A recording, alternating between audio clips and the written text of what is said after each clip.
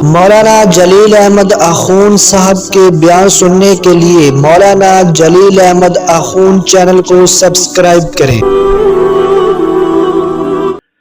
رسول صلی اللہ علیہ وسلم نے ارشاد فرمایا کہ جو آدمی کسی شے سے محبت کرتا ہے تو اس کا اکثر ذکر کرتا ہے۔ من حب شیئا اکثر ذکر، اکثر اس کا ذکر کرتا ہے جو کسی شے سے محبت کرتا ہے۔ تو اس سے یہ قضیہ بھی معلوم ہوا کہ انسان جس شے کا کثرت سے ذکر کرے گا تو اس سے اس کو محبت ہو جائے گی۔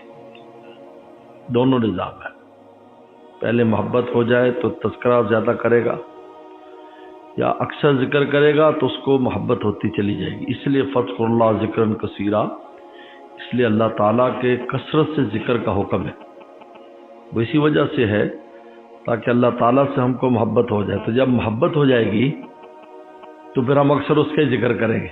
یہ یعنی ابتداءً محبت پیدا کرنے کے لیے ذکر ہوتا ہے، پھر محبت تقاضا کرتی ہے کہ ذکر کرو۔ یہ دونوں عجیب فرق ہے اس میں۔ پہلے میں مجاہدہ ہوتا ہے، جو پہلا ہوتا ہے اس میں مجاہدہ ہے کہ انسان ذکر کرنے کے لیے وقت نکالتا ہے، اس کی طبیعت نہیں بھی چاہتی پھر بھی ذکر کرتا ہے۔ لیکن جب محبت ہو جاتی ہے تو پھر جو ذکر ہوتا ہے یہ مشاہدہ ہے، یعنی اس میں اس کو تکلف نہیں ہوتا۔ جس طرح آخرت میں ہم تسبیحات کریں گے، جنت میں تسبیحات کریں گے، یا قبر میں بعض لوگوں کو نماز کی اجازت دے دی جاتی ہے۔ ثابت بنانی رحمۃ اللہ علیہ کے بارے میں آتا ہے کہ وہ کوئی قبر کھودی گئی تو ساتھ والی قبر اکھڑ گئی، تو دیکھا کہ حضرت کھڑے ہوئے نماز پڑھ رہے ہیں۔ بہت سو کو دیکھا کہ وہ تلاوت کر رہے ہیں، بہت سو کو دیکھا کہ وہ پڑھا رہے ہیں، لیکن یہ ان کو وہاں اس سے کوئی بوجھ نہیں ہوتا، بلکہ ان کو لذت محسوس ہوتی ہے۔ اسی طریقے پر ابتداء میں انسان جب ذکر کرتا ہے تو اس کو مشقت ہوتی ہے، لیکن بعد میں اس ذکر میں مزہ آتا ہے، کیونکہ جب اللہ سے محبت ہو گئی اب اس کا نام لینے میں مزہ آتا ہے۔ تو اس کی مثال بزرگوں نے یہ لکھی ہے کہ جس طرح مولانا رومی فرماتے ہیں کہ ایک آدمی کنواں کھودتا ہے تو ہمیشہ سوکھی مٹی نکلتی پہلے، لیکن بڑوں کی بات پر اعتماد رکھے، کھودتا رہے، پھر گیلی مٹی آ جائے، پھر گارا آ جائے گا، پھر فرمایا کہ پانی آنا شروع ہو جائے گا۔ بالکل اسی طرح انسان جب اللہ کی ابتدا کرتا ہے تو اس کو اسی طرح سوکھی مٹی پہلے نکلتی ہے، یعنی اس کو کوئی کیفیت محسوس نہیں ہوتی، لیکن وہ لگا رہے، پھر گیلی مٹی آئے گی، پھر پانی آ جائے گا، اور پھر اللہ کے بغیر اس کو چین ہی نہیں آئے گا۔ ہمہ وقت اس کا دل اللہ تعالیٰ کی ذات میں مشغول رہے گا، ہمہ وقت نہیں بھی زبان سے ذکر کرے گا تو اس کی سوچوں میں اللہ تعالیٰ ہوں گے۔ وہ ہر فعل کو اور ہر کام کو اللہ تعالیٰ کی طرف سے دیکھے گا، یہ جو ہوا اس میں اللہ تعالیٰ کی وجہ سے یہ ہو گیا، اللہ تعالیٰ نے یہ کیا، اللہ تعالیٰ نے ایسا کیا۔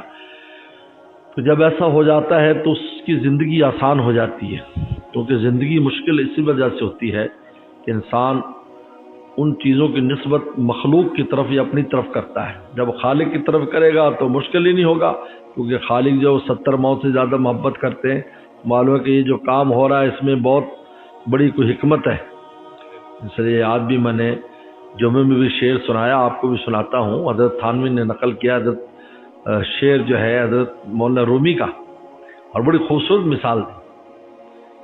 فرمایا کہ جب اللہ تعالیٰ انسان پر اس کی مرضی کے مطابق کام نہیں ہونے دیتے، بلکہ اپنی مرضی کے اس کام کو نتیجہ نکالتے ہیں، تو فرمایا اس کی مثال ایسے ہے کہ طفل لرزد نیش احتجام۔ فرمایا کہ جو جب ختنہ بنواتے ہیں بچے کا تو اس وقت حجام جب اس کو کٹ لگاتا ہے، فرمایا کہ تکلیف سے لرز جاتا ہے، رنگ پیلا ہو جاتا ہے بچے کا۔ اب بچے کے ساتھ تو یہ معاملہ ہو رہا ہے کہ وہ بیچارہ ایسے میری تو جان نکل گئی، مار دیا مجھے، اور اوپر والے مٹھائی کھا رہے ہیں، مٹھائی تقسیم ہو رہی، تقریب ہو رہی، تقریب ختنہ، دعوت ختنہ تقریب ہو رہی۔ وہ ماں جو بچے کے ذرا دکھ کے اوپر اس کا دل باہر آ جاتا تھا، تو مولانا رومی فرماتے ہیں کہ طفل لرزد ز نیش احتجام، کہ وہ حجام کی اس نیشے سے اور اس جو ہے وہ اسرا لگانے سے لرز گیا، لیکن مادر مشفق ازا غم شاد کام، لیکن جو مشفق ماں ہے وہ بھی اس غم پر شاد کام خوش ہو رہی ہے، او میرے چکتنا مبارکباد مبارکباد دے رہی ہے۔ فرمایا بالکل اسی طریقے پر اللہ تعالیٰ بھی کبھی بندے پر ایسی چیز لاتے ہیں کہ وہ بندہ سمجھتا ہے، لرز جاتا ہے، لیکن اللہ خوش ہوتے ہیں کہ اس کے بعد اس کو جو کچھ ملنے والا ہے وہ بہت بڑی چیز ہے، یہ بھی مست ہو جائے گا کہ واہ واہ۔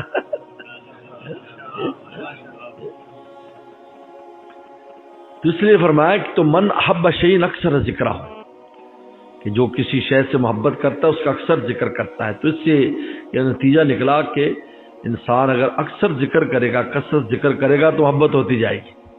اس لیے پیغمبر اسلام کی محبت حاصل کرنے کا بہترین طریقہ پیغمبر صلی اللہ علیہ وسلم پر درود شریف کثرت سے پڑھو، آپ کو محبت ہوتی چلی جائے گی، عشق بڑھتا چلا جائے گا۔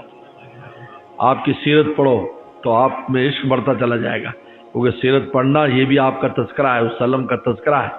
جس طرح اللہ تعالیٰ کے احسانات، اللہ کے فضائل، ان کو پڑھنا سوچنا، اس سے اللہ کی محبت بڑھتی، یہ بھی اللہ کی یاد ہے، ایک زبان سے ذکر کرنا ہے۔ جس طرح زبان سے درود شریف کثرت سے پڑھتا ہے تو بس اس آدمی کو وسلم سے نسبت ہوتی چلی جاتی ہے، غایت نسبت، یہاں تک کہ آپ کے عشق میں مبتلا ہو جاتا ہے۔ اوڑھنا بچھونا پیغمبر صلی اللہ علیہ وسلم کی ذات مبارک بن جاتی، پھر ان کو جاگنے بھی رسول اللہ نظر آتے ہیں۔